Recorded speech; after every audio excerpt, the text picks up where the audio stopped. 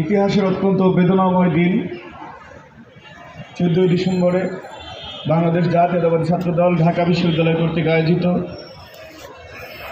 ৭১-এর মেধা নিধন ইতিহাসের ক্ষত ও বুদ্ধিভিত্তিক পুনর্গঠন শীর্ষক এই আলোচনা সভার সভাপতি জাতীয়তাবাদী ছাত্রদল ঢাকা বিশ্ববিদ্যালয়ের বিপ্লবী সভাপতি গণেশ চন্দ্র রায় সাহস, উপস্থিত শ্রদ্ধেয় শিক্ষক মণ্ডলী যারা আলোচনা রাখবেন, সঞ্চালনা করছেন জাতীয়তাবাদী ছাত্রদল ঢাকা বিশ্ববিদ্যালয়ের বিপ্লবী সাধারণ সম্পাদক স্নেহের অনুজ নাহিদুজ্জামান শিপন, উপস্থিত আনিসুর রহমান খন্দকার অনিক, নাসিরউদ্দিন শাওন, নূর আলম ভূঁইয়া ইমন সহ সবাইকে জাতীয়তাবাদী ছাত্রদল কেন্দ্রীয় সংসদের পক্ষ থেকে মুবারকবাদ। প্রিয় উপস্থিতি, শ্রদ্ধেয় শিক্ষক মণ্ডলী বক্তব্য রাখবেন। আমি শুধু একটি কথা বলতে চাই, সেটি হচ্ছে দীর্ঘ 9 মাস যুদ্ধের পরে ঠিক বিজয়ের আগ মুহূর্তে 2 দিন আগে অত্যন্ত সুপরিকল্পিতভাবে জাতির শ্রেষ্ঠ সন্তানদেরকে কারা হত্যা করল, সেই বিষয়টি এখন পর্যন্ত আমরা কেউ জানি না। একটি অস্পষ্ট অধ্যায় হিসেবে বাংলাদেশে রয়ে গিয়েছে।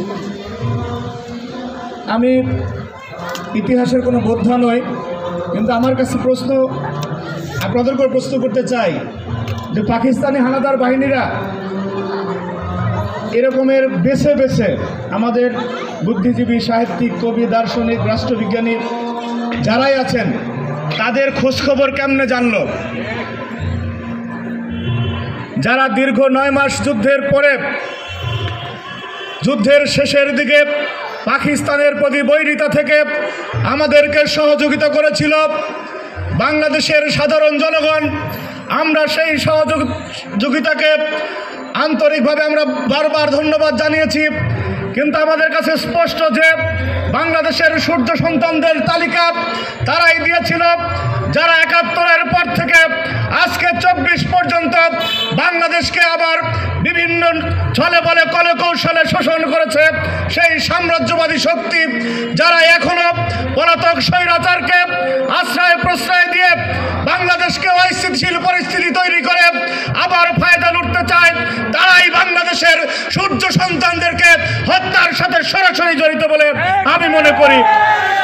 প্রিয় উপস্থিতি, এই বিশ্ববিদ্যালয় এমন একটি বিশ্ববিদ্যালয় যা পৃথিবীর ইতিহাসে একমাত্র ঢাকা বিশ্ববিদ্যালয়, যে বিশ্ববিদ্যালয় একটি দেশের জন্ম থেকে শুরু করে বারবার যখন জাতি হিসাবে আমরা বিপদগ্রস্ত হয়েছি, এই বিশ্ববিদ্যালয়ের সূর্য সন্তানেরা বাংলাদেশের জন্য বারবার জীবন দিয়ে বাংলাদেশকে আগলে রেখেছে। যেরকম সেই সুন্দরবন অঞ্চল থেকে, দক্ষিণাঞ্চল থেকে ঝড় শুরু হলে সুন্দরবন বুক আগলে নিয়ে পরিস্থিতি সামাল দেয়, ঘূর্ণিঝড় থেকে উপকূলীয় অঞ্চলের মানুষদেরকে রক্ষার জন্য যেমন আগলে দাঁড়ায়, ঠিক বাংলাদেশের বিপদে বারবার ঢাকা বিশ্ববিদ্যালয় এবং এই বিশ্ববিদ্যালয়ের শিক্ষার্থীরা জীবন দিয়ে বাংলাদেশকে রক্ষা করেছে। সেই বিশ্ববিদ্যালয়ের পবিত্র ভূমিতে দাঁড়িয়ে আবার স্পষ্টভাবে বলতে চাই, এই বুদ্ধিজীবীদেরকে হত্যার সাথে সরাসরি এই সাম্রাজ্যবাদী শক্তি জড়িত, যারা খুনি হাসিনাকে আশ্রয় প্রশ্রয় দিচ্ছে। প্রিয় উপস্থিতি, বক্তব্য শিক্ষক মণ্ডলী রাখবেন। আমাদেরকে স্পষ্টভাবে মাথায় রাখতে হবে, খুনি হাসিনা যেদিন থেকে পালিয়ে গিয়েছে সেই দিন থেকে সেই সাম্রাজ্যবাদী শক্তি 1 সেকেন্ডের জন্য তাদের ষড়যন্ত্র বন্ধ করে নাই। আপনাদেরকে বলতে চাই, বাংলাদেশ নিয়ে বেশি খেলবেন না। বাংলাদেশ নিয়ে খেললে আপনাদের নিয়ে খেলার অনেক বিষয় রয়ে গিয়েছে। সুতরাং খেলাখেলি বন্ধ করে, আজকে তো আমরা দেখতে পাচ্ছি কলকাতায় ব্যবসা বাণিজ্য বন্ধ হয়ে গিয়েছে, 3 বেলা খেতে পারে না পরিস্থিতি তৈরি হয়ে গিয়েছে। বাংলাদেশের মানুষ না গেলে, বাংলাদেশ থেকে যদি এই ঈদ, কুরবানি, পূজা পার্বণে আমরা যদি নিয়ে বাজারঘাট না করি, অনেকের খানা দানা বন্ধ।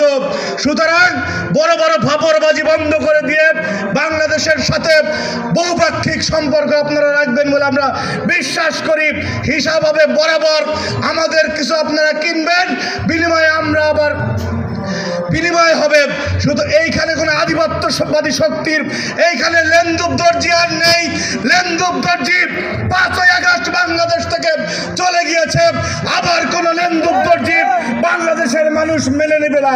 সুতরাং সাম্রাজ্যবাদী শক্তিদেরকে বাংলাদেশের সবচেয়ে পবিত্র জায়গা থেকে হুঁশিয়ার করে বলতে চাই, বাংলাদেশ নিয়ে টানা হেঁচড়া বাদ দিয়ে নিজেদের ভূখণ্ডের দিকে খেয়াল রাখেন যে কোন সময় কোন বোন হাতছাড়া হয়ে যায়, সেই পরিস্থিতি যাতে আপনাদেরকে তৈরি না হয় সেই দিকে খেয়াল রাখার আহ্বান জানিয়ে জাতীয়তাবাদী ছাত্রদল ঢাকা বিশ্ববিদ্যালয়ে যে একটি বাংলাদেশের ইতিহাসের সবচেয়ে বেদনাময় দিনে আবারও ঢাকা বিশ্ববিদ্যালয়ের শিক্ষার্থীদেরকে স্মরণ করিয়ে দিতে যে আয়োজনটি করেছে, সেই জন্য আমার ব্যক্তিগত পক্ষ থেকে জাতীয়তাবাদী ছাত্রদল কেন্দ্রীয় সংসদের পক্ষ থেকে আরেকবার সংগ্রামী মোবারকবাদ জানিয়ে, এবং আমরা হিন্দু মুসলিম বৌদ্ধ খ্রিস্টান যে যেই ধর্মের হই না কেন আমাদের সবার একটাই পরিচয়, আমরা বাংলাদেশি জাতীয়তাবাদের ভিত্তিতে বাংলাদেশে আগামী দিনে সুখী সমৃদ্ধশালী বাংলাদেশ আমরা গড়ে তুলব, এবং যাদের রক্তের বিনিময়ে 71 এই দেশ স্বাধীন হয়েছে